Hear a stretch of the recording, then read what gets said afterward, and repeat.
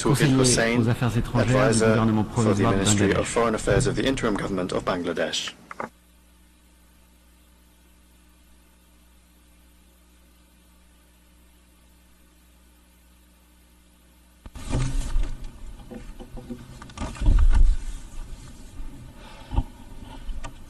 Co-chairs, Excellencies, distinguished delegates.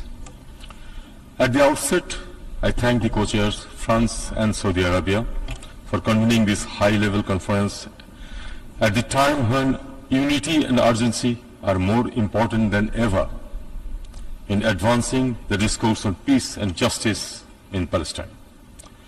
In this respect, I also commend the unwavering commitment and diligence of the 8 working group members.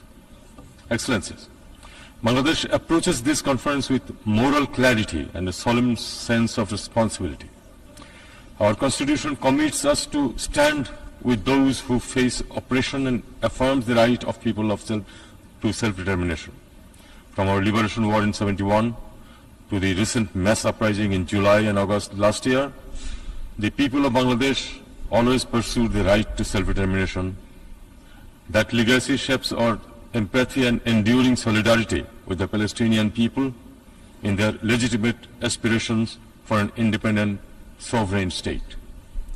Co-chairs, we reaffirm our steadfast support for the establishment of a viable and independent state of Palestine based on pre-1967 borders with East Jerusalem as its capital. We believe peace in the Middle East cannot be achieved without justice for Palestine, and justice cannot be delivered without implementing their two-state solution, the only viable and internationally recognized path forward, based on international law, relevant UN resolutions, and the aspirations of the people of Palestine. We strongly endorse the initiative of the Global Alliance for the implementation of the two-state solution. The consensus must now be translated into concrete, time-bound action.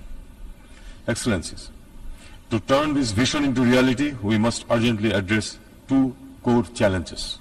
First, the conditions on the ground. A just and meaningful two-state solution requires a clear and contiguous Palestine territory.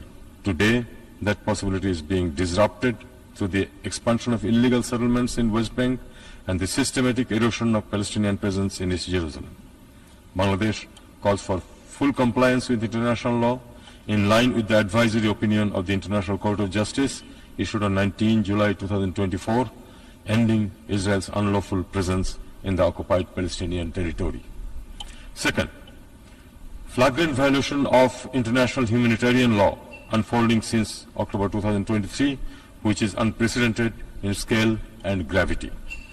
More than 58,000 Palestinians have lost their lives and many more have been injured, most of them women and children.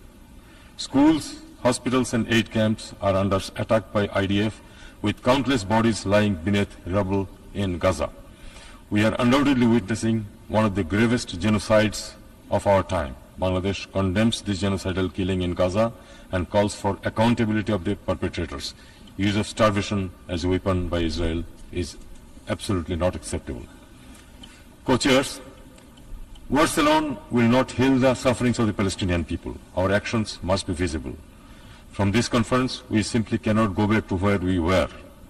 Our topmost priority should be executing an immediate and unconditional ceasefire in Gaza, and to ensure the urgent, sufficient and unhindered delivery of essential supplies and services throughout the Gaza Strip. UNRWA should be strengthened and any attempt to hinder its operations should be resisted. Civilians, aid workers and medical personnel must be allowed immediate, safe access. We also need to mobilize new resources and funding to address the humanitarian crisis and to implement an effective and sustainable reconstruction of Gaza. We stand ready to join any UN-led efforts for rebuilding Gaza by deploying personnel to support humanitarian and future reconstruction plan. Co-chairs, we reiterate our call for the full recognition and membership of the State of Palestine in the United Nations. The implementation of the two-state solution must begin now. We must act with urgency and courage to uphold international law, international humanitarian law, and the UN Charter.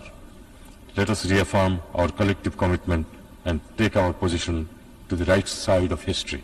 Thank you all.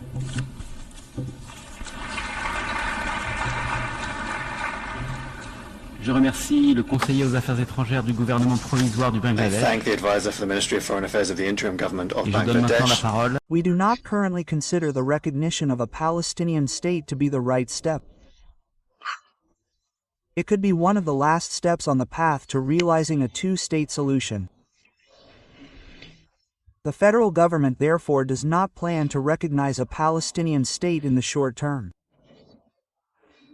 Our priority is to achieve long overdue initial steps on the most urgent issues. First, a ceasefire in Gaza is needed now. The hostages, some of whom are still German nationals, must be released. Hamas must be disarmed. Their terror must end. Second, Israel must quickly and decisively improve the catastrophic humanitarian situation in Gaza. I welcome the initial steps taken by the Israeli government and Prime Minister Netanyahu, but more must follow. And thirdly, a sustainable political perspective for Gaza is necessary so that the temporary ceasefire that we are seeing can become a permanent ceasefire and a lasting peace. Different kind of a guy. He's okay. He's a team player, pretty much. But here's the good news: what he says doesn't matter. It's not going to change it. You're rewarding people that, you're rewarding Hamas if you do that, and I don't think they should be rewarded. So I'm not in that camp, to be honest.